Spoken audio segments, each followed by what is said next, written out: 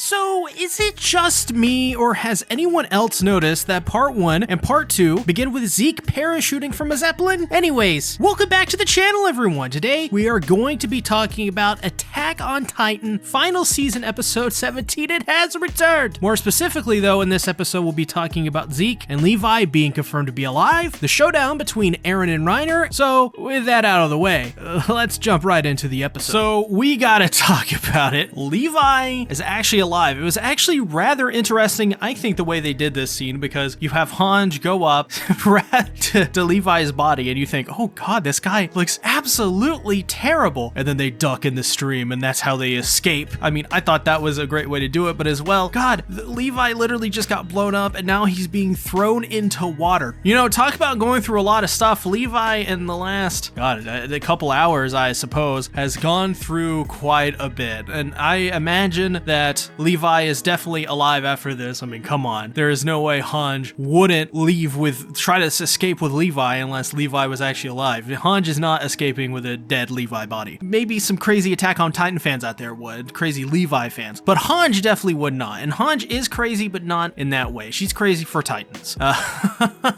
This was just a great scene all around. I really enjoyed it quite a bit. It also means that Zeke is alive too, and Zeke's role in this episode was phenomenal to say the least. I really enjoyed pretty much everything from Zeke. And like, Jesus Christ, there are so many things to talk about, like how many times that man has almost died in this series. It's like 5 or 6 times or something already that Zeke has almost bit the bullet and he just doesn't die. I mean, this guy literally is the Wonder Boy that they call him. I mean, he survives literally anything and everything in this series, and sometimes I don't understand it, sometimes I'm surprised, sometimes I'm like, oh, good on you, Zeke. That's pretty good. I think the big reaction and theory coming out of this scene and this episode in general, though, is who was this little girl putting Zeke back together as if he was clay or something like that? This is something that's very interesting, and I could see just being a big mystery throughout the season, depending on, you know, if it's ever revealed or if even it's a thing in general. Because that is another thing. Could this just be a hallucination by Zeke, or is this like an actual person? It's very confusing on what it was, but it's, you know, since this is Attack on Titan and usually everything they show is important and valuable in some way, then I feel like this character at the very least is going to be reoccurring in some role or manner. And that's just, you know, makes the most sense to me at the very least, though honestly I don't really know what to make of this currently right now, just because it's in a time in the series where this big random, you know, this big explosion happened, right? And Zeke is, you know, he was basically ripped in half, and are we to believe that, you know, Zeke was healed by a random little girl he saw in a dream, or is it just something that has to do with the Titan powers that usually happens? I don't know. Like, as well, I was under the impression that the Titan that put Zeke in its stomach, I was under the impression that that is something that Zeke had set up prior. But I don't know. Like, put down in the comments below what you think this is, your theories, thoughts, and impressions. I'd love to hear them down in the comments below. So, Marley invades from above and below, and this scene was, oh my god, Mappa, Jesus. These guys are actual freaking wizards in this show. I don't know how they do it. They come off, last season with a show like Tact Opus Destiny, which wasn't really that good. I even covered the show week to week on this channel, and I was unimpressed for pretty much the last half of it. But this, no, this is great. This is the Mappa I think everybody adores and loves. Oh my lord. This was some great imagery and stuff like this, but I enjoy as well the action. I thought it was really cool when Porco cuts Peek's arm to free her and Gabby, and then Gabby hops in Peek's mouth, and I'm sure a lot of Gabby haters love that. Gabby gang, represent, by the way. Drop a like if you enjoy Gabby in this episode. So this is actually a rather interesting tidbit. I want people to remember this. So Eren is rather confused why Marley would attack now, especially in their position. Of course, we know the explanation. If they attack now, they have the upper hand because they're not expecting it. It actually does make sense, but for Eren, who essentially nearly neutered Marley's military. I mean, for Eren, he's like, well, this just doesn't make sense. Then we have Yelena come out, and Yelena's like, Eren, get out of your Titan. Let's go underground and use the Warhammer Titan's ability to escape here. Well, that is not exactly what goes down. Eren actually ignores Yelena and fights Reiner, because as well, Eren realizes that it was actually Reiner who likely devised this plan. There's no other way that this actually makes sense because, well, it is in Reiner's DNA technically to be the first one to attack in many instances. I mean, we can go back through the history of the series. Reiner is usually always the first one to attack, right? So it makes sense. Gabby then reunites with McGath. He's happy that Reiner and the rest of the Marley military actually came for them, and actually tells them that Falco has been captured and drank Zeke's spinal fluid. And they actually rather smartly deduce that something's going on here. Eren and Zeke are doing something here, and their plan is not making too much sense until Gabby says what she says, and then they figure out, oh, they're probably trying to use the power of the founding Titan. And this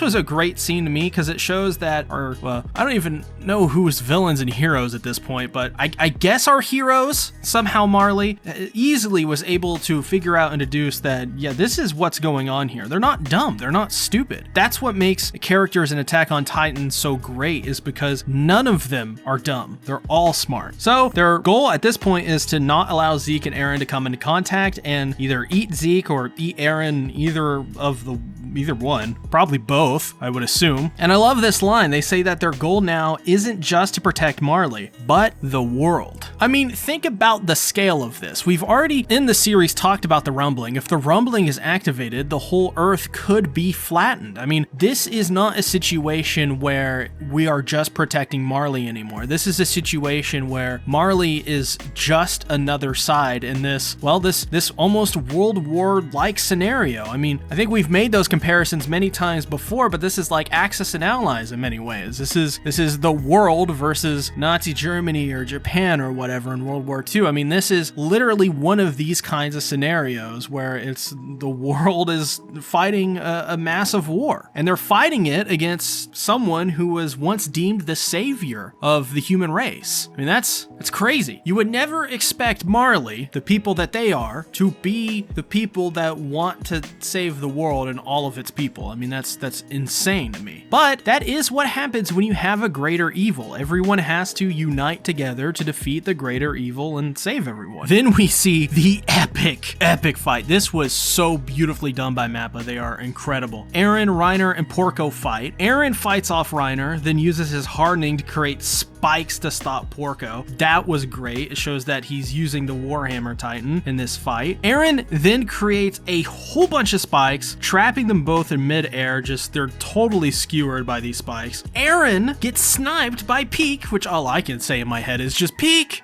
She's the best. Well, it's actually McGath who actually snipes Eren, and we learned that actually McGath was at one point their best artillery man. McGath is just such a cool character. I love everything about him. In my opinion, I think he's just a really fascinating and a really good side character that really adds a lot to the series, because in many ways he is able to move the plot forward. Of course, he is the first person to fire back at Eldia, or fire the shot for the second shot, right? Eren fired the first, Marley fired the second I mean, that was just a badass scene. It was a really small, insignificant scene in many ways. Not a lot of people remember it, I think, but it was really cool when they did that. And I think McGath is one of those people where he doesn't care. He's got to get the job done. He's got to do it. And I like how he actually as well cares for Gabby and Falco and the younger generations. He's not just I don't want to say he's not a brainwashed Marleyan soldier, but he actually has his own mind, right? Some of that still is intact there. So I like McGath. I love Commander McGath. I think he's awesome.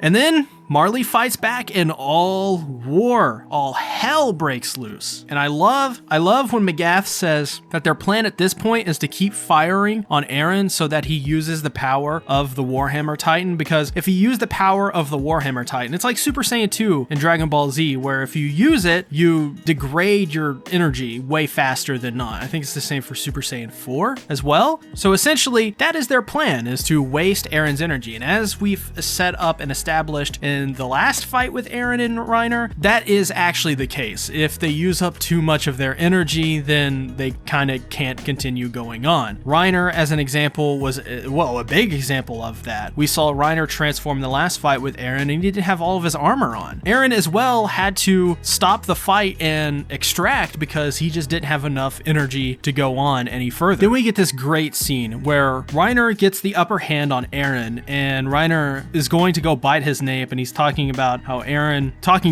as if talking to Aaron here, as if he should just go to sleep, that all of this will be over. Man, this was brilliant all around. I adored this. This is one of the best fights in AOT, hands down. There's so much great stuff to glean off this.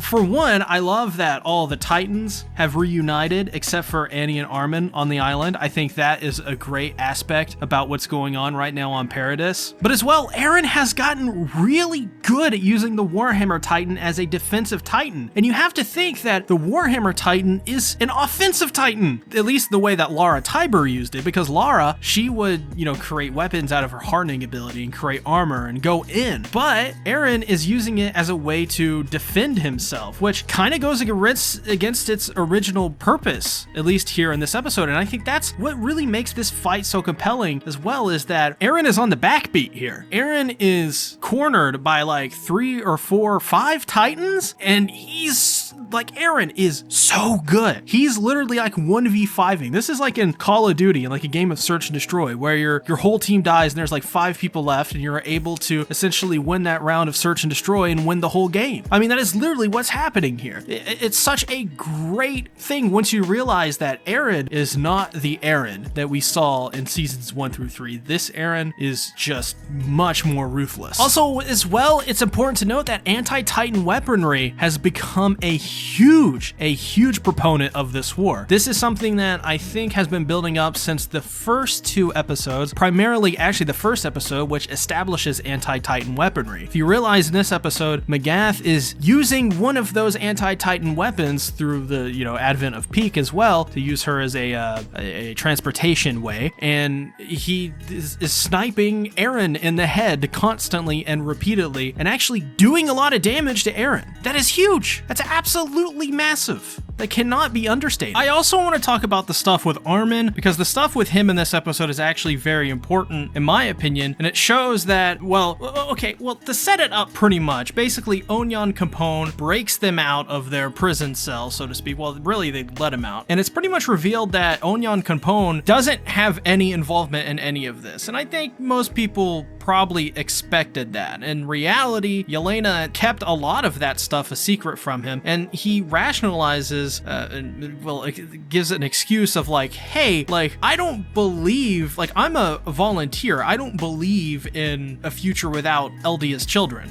That's what I fight for. And Armin is like, okay, I believe you. And Connie has one of his best moments in the series. I think last season he had a really great moment as well, but this one was a great moment as well, because he grabs Onyan Capone by the collar and is like, do you even know how many times I've been betrayed? I am sick and tired of this happening to me. What makes me want to believe you? Which leads to just a great moment with Armin. Armin, with some really great emotion, I love the emotion in this scene, gives very good reasoning, explains to everybody why Onyan Capone isn't as bad as maybe we thought he initially was, and this is somebody that we can trust, and this is somebody who was duped and most likely taken advantage of by Yelena as well, to be used as, to keep the true purpose of the volunteers hidden and be used like he was. The key moment here, though, is that they completely figure out that Aaron, through all of this, was just going along with the plan with Yelena and Zeke and what they set up. In reality, Aaron is going along with this because he's actually still on the side of Paradis, and he's still actually a good guy, because what he actually did with Mikasa and Armin is he used a truth to set up and make a lie more believable. This is a tactic so many people use as a way to manipulate and take advantage of a conversation, and this is exactly what Aaron did, and it's actually genius. Though I'm not gonna lie, maybe there is some truth to Mikasa's headaches, though, that maybe she should clean that scarf. Maybe the point of AOT all along was just to simply tell you to wash your clothes more so you won't get headaches. That being said, I love this scene. I thought this was phenomenal. They finally realized that no, Aaron is not brainwashed after all. He is actually independent of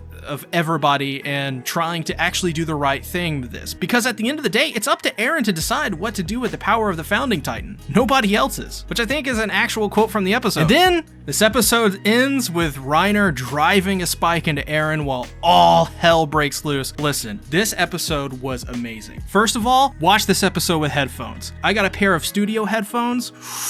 Oh boy, this episode was just so great for music. I loved it. I even loved the sound design when there wasn't music. AOT knows when to use music and to not use music, and I love it when they don't use music because it's so dramatic and it's so cool. Sometimes just as much as, dramatized as when they do use music. That being said, my favorite parts in the episode, some things I haven't already talked about, is Zeke at the beginning says to move forward. Oh, I got goosebumps when they said that. Whew, it's such a good quote. I love it when they do callbacks like this. AOT is so good at that. Also, it's important to mention that Peak says that to Gabby that she believes in her comrades, not Marley, which is obviously what all of her comrades believe in as well. That's what I think. I think this completely redeems, not redeems, but it gives a good reason as to why they do what they do. They're fighting together because they are comrades. They're not doing this for evil, nefarious reasons. They're doing this because they have people they have to depend on and people that have to depend on them. That is such a beautiful,